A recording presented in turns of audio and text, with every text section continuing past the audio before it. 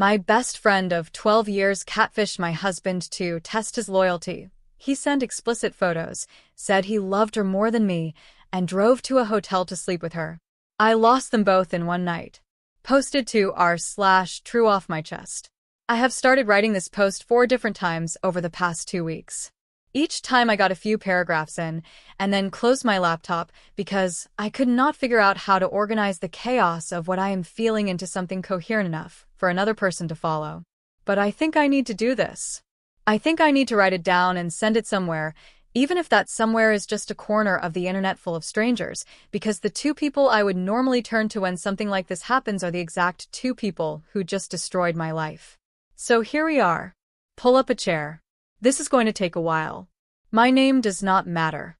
What matters is that I am 34 years old. I have been married for 5 years to a man I will call Marcus, and until 3 weeks ago my best friend in the entire world was a woman I will call Simone. Simone and I had been friends for 12 years. We met at a work training seminar when we were both 22, got assigned to the same breakout group, spent the entire afternoon whispering jokes to each other behind our notepads, and exchanged numbers at the end of the day. That was 12 years ago. She was a bridesmaid at my wedding. She held my hand in the hospital when my dad had his first cardiac scare. I was the first person she called when her long-term relationship fell apart 2 years ago. We talked on the phone at least 3 times a week. We had a whole language between us. Years of references and shorthand and knowing what the other one meant from a half-finished sentence. I am using past tense because that friendship is over. I am still getting used to that sentence. Let me back up and give you some context about Marcus because it matters for the story. Marcus and I met when I was 28. He was charming and attentive and made me feel, from the very beginning, like I was the most important person in any room he was in. We dated for 2 years before we got engaged, and during that time I had no real red flags to speak of. He was faithful, present, communicative. He got along with my family. He loved Simone. Actually, they had a comfortable, easy friendship the way your partner and your best friend sometimes do when you are lucky. Family dinners, group hangs, the 3 of us getting takeout on Friday nights when Simone was going through her breakup and needed somewhere to be. He was good to her. He was good to me. But here is the thing I have had to sit with over the past 3 weeks. When I look back now, I can see things I glossed over. Not dramatic red flags. Not anything that would have made another person point at my life and say, "You need to get out." More like small things I explained away. The way he would occasionally go very quiet on his phone and angle the screen without seeming to realize he was doing it. The times he would be shorter with me for a day or 2 and then suddenly warm again, and I would chalk it up to work stress. A couple of moments where his story about where he had been or what he had been doing did not quite line up the way it should have, and he smoothed it over so naturally that I ended up feeling like I had misheard him in the first place. I am not saying any of that proves anything. What I am saying is that the version of my marriage I was living in might have had cracks I was not seeing clearly. And what Simone did, though it was wrong, which I will get to, cracked it wide open and showed me what was underneath. About 6 weeks ago, Simone called me. This was not unusual. She called me all the time. But this call was a little different. She said she wanted to talk to me about something she had been thinking about, and she was not sure how I would take it, and she needed me to hear her out before I reacted. I told her to go ahead. She said that she had been noticing things about Marcus. Small things over time. The way he interacted with women at gatherings. Certain comments he made. An energy she described as, and I remember her exact words, not quite right for a happily married man. She said she had not wanted to say anything because she did not have anything concrete, and she knew how much I loved him, and she was afraid I would be angry with her for raising it. But it had been sitting on her for months, and she felt like she owed it to me to say something. I did not get angry. I got very still, in the way you get still when something lands in you that you did not know you had been waiting for. I asked her what she was thinking. She said she wanted to test him. She had a second phone, an old one she used for various things, and she wanted to create a fake profile, text Marcus, and see how he responded. She was not going to meet him or do anything physical. She just wanted to know for certain so she could come to me with either reassurance or proof. She said she could not keep watching me be in something she was not sure was real without doing something about it. I want to be honest about my role in what happened next. I said yes. I want to own that. I gave her my blessing. I told her to go ahead. I know that complicates things morally and people in the comments will have opinions about it. I have opinions about it too. But in the moment, sitting with that quiet dread I had been sitting with for longer than I had admitted to myself, I said yes. I wanted to know. Simone created a profile. Fake name, a few photos she found of a woman who looked like Marcus's type. I hate that I know what that means, and a simple opening message. Something casual. Not immediately flirtatious. Just an opener, as if they had come across each other somewhere. I did not ask for daily updates. We agreed she would come to me when there was something to tell me. She came to me 11 days later. I was in my kitchen making dinner when she texted and asked if she could come over. I said of course. She lived 15 minutes away. When she arrived, she sat down at my kitchen table and put her phone face up in front of me and said, "I need to show you something and I need you to be sitting down." I was already sitting down. I looked at her face, and something in my stomach dropped. What was on that phone was not a man who had firmly and clearly declined an overture from a stranger. What was on that phone was my husband, over the course of 11 days, engaging in a conversation that had escalated from friendly to explicitly intimate. He had sent photographs of himself that I will not describe in detail. He had made plans, actual, specific, detailed plans, to meet her at a hotel. He had said things, written things that I cannot get out of my head, including, at one point, when she had asked him if he felt guilty about his wife, because Simone had told him early on that she knew he was married, and he had not stopped. He said that he cared about me but that things between us had been hollow for a while, and that what he had started to feel for her, this stranger he had known for less than 2 weeks, was more alive than anything he had felt at home in years. More alive than anything he had felt at home in years. I read it twice. And then I pushed the phone away from me and sat there for a moment with my hands flat on the table. And then I looked up at Simone. And that is where the story gets complicated. Because here is the part one have not told anyone yet. The part that took the second floor out from under me just as I was already falling through the first. When I looked up from that phone, Simone's face was not the face of a friend delivering devastating news as carefully as she could. It was something else. Something I had never seen on her before. She looked, I have turned this over so many times trying to find the right word. She looked almost relieved. Like she had been waiting for this moment. Like something she had been carrying for a long time was finally being put down. And before I could say anything, she said, "There's something else I need to tell you." The conversation that followed was one of the most surreal of my life. Simone told me that the test had not been as clinical as she had described. That somewhere in the 11 days of the catfish, she had felt something she had not expected. That the version of Marcus she had been talking to, the charming, attentive, intense version he apparently became when he thought no one was watching, had gotten to her.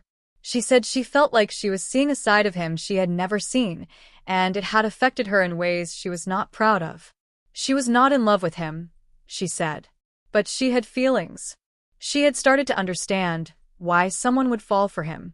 I stared at her. My best friend of 12 years. My bridesmaid. The woman who held my hand in the hospital. She said she was telling me because I deserved to know everything. She said she was sorry. She said she had not planned any of this. She said the right thing, all the right things in the right order, and I heard every word of it, and I felt like I was listening from the bottom of a very deep well. I asked her to leave. She left. She texted me that night. I did not respond. She texted again the next morning. I still did not respond. I have not spoken to her since. Marcus came home at about 7:30 that night, which was normal. He kissed me on the cheek, which was normal. He went to change his clothes, which was normal. And I stood in the kitchen and thought very carefully about what I wanted to do next. I had spent the afternoon making decisions while he was not home. I had called my sister, who reacted the way you hope someone reacts when your world is falling apart. She got in her car and drove 40 minutes to sit on my couch and exist near me for a while. I had called my therapist's office and left a message asking for an emergency appointment. I had not called a lawyer yet because I wanted to have the conversation with Marcus first. I wanted to look at him and tell him what I knew and watch his face. When he came back downstairs, I was sitting at the kitchen table. I had put Simone's phone in the center of it. He looked at the phone. He looked at me. And in the second before his face rearranged itself into whatever expression he was going to choose, I saw it. The flash of recognition, of calculation, of someone who understood exactly what was on that phone and was deciding very quickly how to respond. He chose denial first. He said he did not know what I was looking at. I told him to stop. He pivoted to minimization. It was just texting. It was nothing real. He had never actually met her. I told him to look at his own messages on the screen in front of him.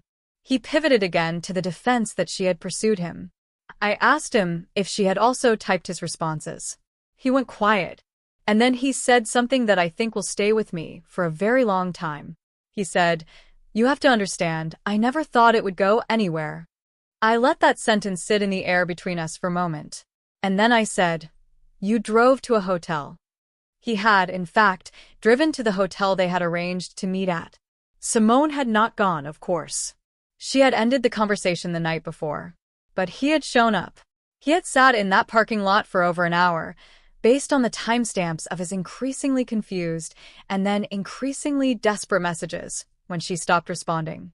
He had driven himself to a hotel to sleep with a woman he had known for 11 days, who he believed to be a stranger, while I was at home assuming he was working late. I do not remember exactly what I said next. My sister told me later that I was remarkably calm. I do not remember feeling calm. I think I had gone somewhere very quiet inside myself, the way you do when the pain is big enough that your body just decides to table it for later and get you through the next few hours first. I asked him to leave. He did not leave immediately, which was its own kind of information. He argued, he tried again to explain, he said he wanted to fix it. I told him I needed him out of the house that night.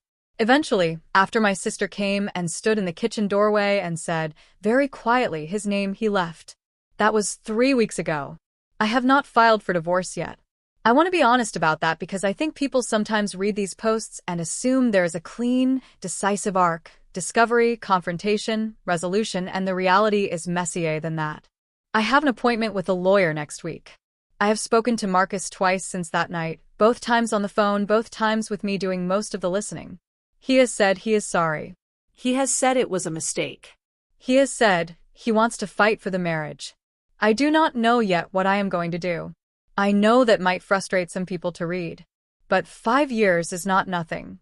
And even now, in the middle of all of this, I am trying to be honest about what I want rather than just doing the thing that feels most performatively decisive. What I do know is this. The betrayal that is hitting me hardest is not Marcus's. Marcus did what a man with poor character does when he thinks no one is watching. That is devastating. But it is at least legible. I can trace the shape of it. What I cannot fully trace the shape of yet is Simone. Because Simone was supposed to be on my side. Simone was supposed to be the person who loved me enough to do something uncomfortable and risky on my behalf, and then hand me the information and step back. Instead, she sat at my table and told me that the man she had spent 11 days deceiving on my behalf had gotten to her. That she had developed feelings. That she wanted me to know because I deserved the truth. I have gone back and forth on this. Part of me, a part one I'm not entirely proud of, wonders whether the whole catfish was even about me. Whether on some level she wanted access to him.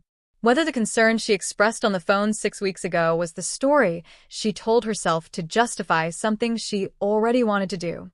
I do not know. I cannot know. And I think the not knowing is one of the harder parts. What I keep coming back to is this. The most painful part of a betrayal is not usually the event itself. It is the realization of how long the groundwork for it was laid without your knowledge. And with both of them, with Marcus and with Simone, I am now looking at years and wondering what I missed, what I explained away, what I handed the benefit of the doubt to over and over because I loved them and I wanted to believe the story I was living inside. I am not okay right now. I want to say that plainly because I think sometimes people expect these posts to wrap up with a lesson, with some note of strength and clarity that makes the ending feel earned. I have seen enough of those posts to know how they go. I cannot give you that ending yet. I am in the middle of this. I am eating meals my sister drops off because cooking feels impossible. I am going to therapy twice a week. I am sleeping badly and waking up early with that specific kind of dread that sits on your chest before you're fully conscious and reminds you, before you have even opened your eyes, that something is wrong. But I am also, underneath all of it, strangely clear. Clearer than I have been in a long time. I know what happened now. I know what I was living inside, and what was real, and what was being performed for my benefit.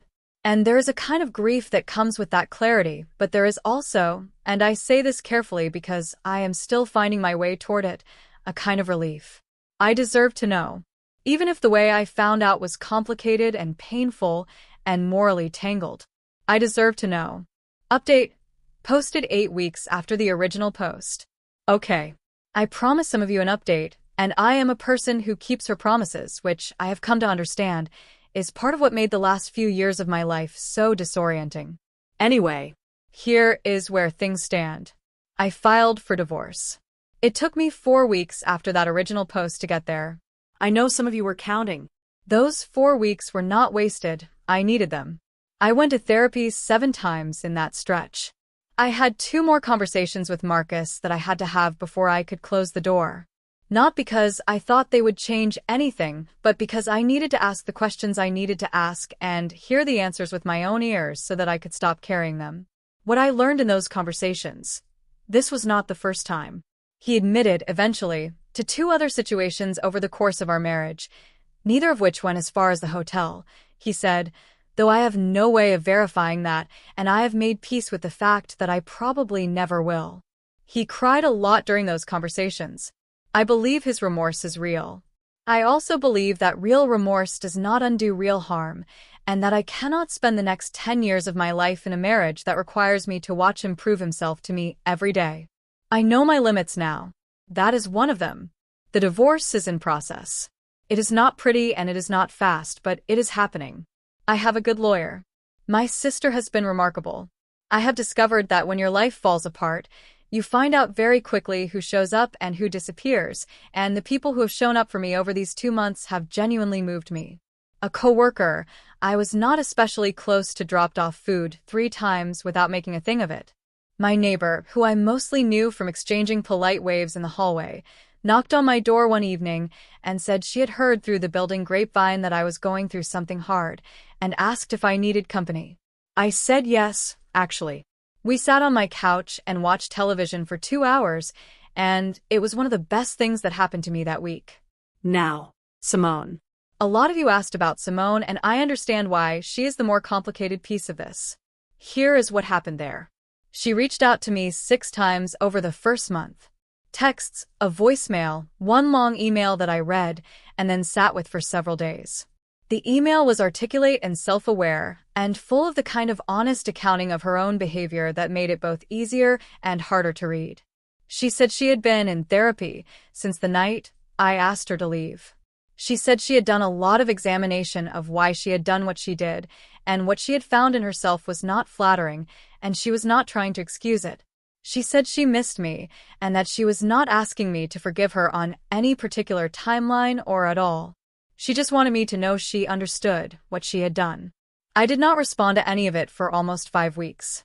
And then one morning I woke up and wrote her back. Not to reconcile. Not to fight. Just to say, I got everything you sent. I am not ready, and I do not know if I ever will be. But I needed you to know I read it. She wrote back 1 sentence. Thank you. Take all the time you need.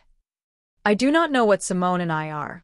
I do not know if there is a version of us that exists on the other side of this. What she did was a betrayal, not of the same kind as Marcus, because she never acted on the feelings she admitted to, but a betrayal of trust and of the particular loyalty you owe the person you have called your best friend for 12 years. At the same time, she is also the person who showed me the truth. She is the person who put the phone on the table. And I keep turning that over, not to justify what she did, but to understand it in its full complexity rather than flattening it into a simple villain story. Life is almost never a simple villain story. That is something I am learning. The part of this update I did not expect to be writing. I am doing better than I thought I would be by now. Not good. I want to be precise about that. I am not going to tell you that I woke up one morning and everything felt manageable and I am thriving. I still have bad nights. I still sometimes reach for my phone to text Simone something funny that happened during my day, and then remember. I still find traces of Marcus in my apartment that I have to decide whether to throw away or box up or just leave where they are for now. Healing is not linear, and it is not photogenic, and it is nothing like the version of it you see performed online. But I am doing better. I got myself back to cooking, which matters to me more than I expected. I think for a while the inability to cook felt like a kind of self-abandonment, and getting back to it felt like getting back to something I knew how to do. I started running again, which I had dropped somewhere in the middle of the marriage, and only remembered I missed when my sister suggested we do a slow jog one afternoon, and I remembered how much it clears my head. My head needs a lot of clearing right now. Running helps. I also, and I share this gently because I know some people will have feelings about it, I called the therapist I had been seeing and started going 3 times a week instead of 2. I know that is not accessible to everyone financially, and I do not take it for granted that I can do it. But I want to name it because I think we understate how much it matters to have a space where you are allowed to be a complete and honest mess in front of a professional who will not be damaged by it. My therapist has heard things from me in the last 2 months that I have never said out loud to another human being. The version of me that comes out of this is going to know herself better than any version of me that came before. That is the thing I am holding on to. I want to close with something I keep thinking about, something that is not quite resolved but that I want to put into words anyway. When Simone first called me 6 weeks before all of this happened, when she said she had been noticing things about Marcus and wanted to tell me, I had a choice. I could have said no. I could have said, do not do this. I trust my husband. I do not need you to test him. And she would have dropped it. I believe that. She would have kept her concerns to herself, and I would have kept living in the version of my marriage I thought I had. I did not make that choice. I said yes. And I have thought about why a lot. I think the honest answer is that I already knew. Not consciously, not in a way I had given words to, but somewhere underneath the surface. That quiet unease I mentioned earlier, the phone angled away, the days of unexplained distance, the explanations that smoothed over too easily. Some part of me had been doing the math for a while and arriving at an answer it was not ready to say out loud. When Simone offered to get me the proof, something in me said, yes, because I think you might find something. And I would rather know. I would rather know. I stand by that even now in the mess of knowing.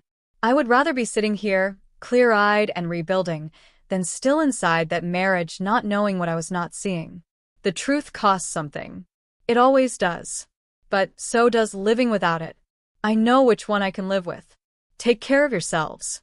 More updates when I have them. Edit. For everyone asking about Simone, yes, as of now I have spoken to her once on the phone briefly. It was uncomfortable and strange and also, in a way I cannot entirely explain, a little necessary. I am not putting a label on it yet. I am just taking it one day at a time. Edit 2. To the many of you who shared your own stories in the comments, thank you. I read every single one. You helped more than you know.